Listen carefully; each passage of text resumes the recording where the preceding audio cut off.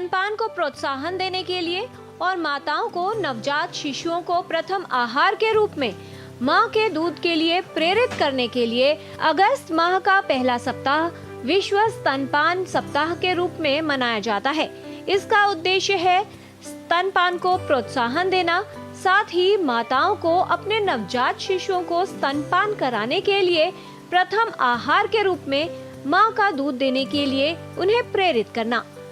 प्रतिवर्ष हम 1 से 7 अगस्त के बीच विश्व स्तनपान सप्ताह मनाते हैं।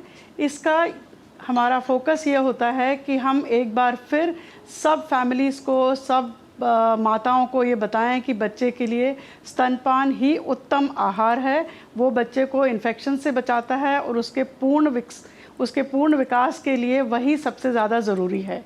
इस साल की थीम है क्लोजिंग द गैप। तो जहाँ कहीं भी हमें कोई गैप मिल रहा है, अस्पताल में अगर ठीक से बताया नहीं जा रहा है, एंटीनेटल क्लिनिक्स में अगर माँ को स्तनपान के बारे में नहीं बताया जा रहा है, जहाँ कहीं भी गैप्स हैं उनको क्लोज़ करना है ताकि हम स्तनपान जो है पूर्णतः 6 महीने तक हर बच्चे को मिले। शिशु के जन्म के पश्चात शिशु को स्तनपान कराना एक स्वाभाविक प्रक्रिया है, लेकिन पहली बार मां बनने वाली स्त्रियों को आरंभ में स्तनपान कराने के लिए सहायता की आवश्यकता होती है।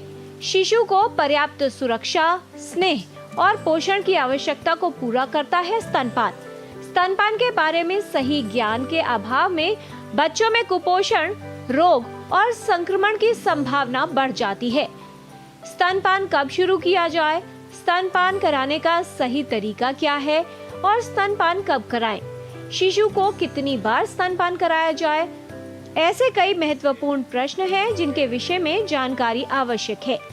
बच्चे के लिए माँ का दूध बहुत ज़रूरी है। वो इन्फेक्शन से बचाता है, बच्चे के पूर्ण विकास में मदद करता है और बच्चे की जो दिमागी स्तर पे भी उसका IQ जो है 8 से 10 नंबर तक बढ़ता है। जो बच्चे समय से पहले पैदा होते हैं, प्री टर्म हैं या बीमार हैं, जिनको नियोनेटल इंटेंसिव केयर यूनिट में भर्ती करना पड़ता है, उन बच्चों के लिए भी माँ का दूध ही सर्वोत्तम है। माँ का दूध निकाल के एक्सप्रेस करके ऐसे बच्चों को दिया जाना चाहिए।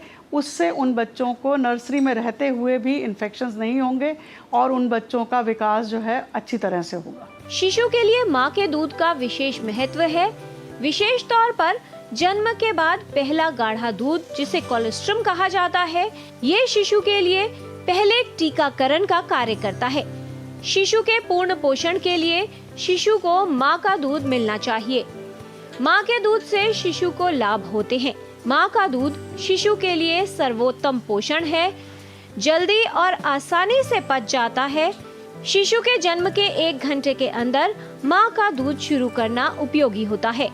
शिशु को जन्म घुट्टी या पानी देने की आवश्यकता नहीं होती। स्तनपान के लाभ माँ और शिशु दोनों के लिए होते हैं। माँ का दूध पहले घंटे के अंदर बच्चे को मिल जाना चाहिए। इस पहले घंटे का महत्व ये है कि पहले घंटे में बच्चा बिल्कुल चौकन्ना होता है, एक्टिव होता है और वो ब्रेस्ट फीड अपने आप से अच्छे से करेगा। उसके बाद बच्चा थक के सोने लगता है, तो उसके बाद की आपकी कोशिशें उतनी कारगर नहीं हो पाएंगी। पहले 6 माह में बच्चे को सिर्फ माँ का दूध देना है। ऊपर से कोई पानी, किसी तरह की घुट्टी, शहद, किसी भी चीज़ की और ज़रूरत नहीं है। 6 महीने तक सिर्फ अपना दूध पिलाना है। उसके बाद पूरक आहार शुरू करना है, लेकिन अपना दूध पिलाते रहना है और वो 2 साल तक उसे अपना दूध पिलाना चाहिए। इसके बाद भी अगर माँ या बच्चा कोई भी चाहता है कि और दूध आगे पिलाना है तो इसमें कोई दिक्कत नहीं है, वो पिला सकते हैं इवन अप टू 5 इयर्स। जब भी बच्चा बीमार है तो उसको माँ के दूध की और ज़्यादा आवश्यकता है, क्योंकि उसमें वो तत्व हैं जो उस बच्चे को ठीक होने के लिए, हील करने के लिए, माँ के दूध में वो सब तत्व हैं, इसलिए उसको माँ का दूध ज़रूर पिलाना चाहिए। शिशु को माँ का दूध पर्याप्त मात्रा में मिल पाए, इसके लिए स्तनपान कराते समय माँ और शिशु की अवस्था सही होनी चाहिए। बच्चे का माँ के द्वारा स्तनपान कराना बच्चे के लिए ही नहीं, माँ के स्वास्थ्य के लिए भी उपयोगी है। जिन बच्चों को स्तनपान का लाभ मिलता है, उन्हें दस्त, संक्रमण और निमोनिया होने की संभावना कई गुना कम हो जाती है और ऐसे में यदि बच्चा बीमार हो तो वो जल्द ठीक हो जाता है। बीमारी का प्रभाव कम रहता है। नवजात शिशु और बच्चों को पर्याप्त सुरक्षा, स्नेह तथा पोषण की आवश्यकता होती है, जिसे पूरा करता है स्तनपान। स्तनपान कराने से माँ और शिशु के बीच भावनात्मक संबंध गहरा होता है। शिशु के बेहतर स्वास्थ्य और बीमारियों से बचाव के लिए अपने शिशु को पूर्ण स्तनपान अवश्य कराएं। किरण भारद्वाज, डीडी न्यूज।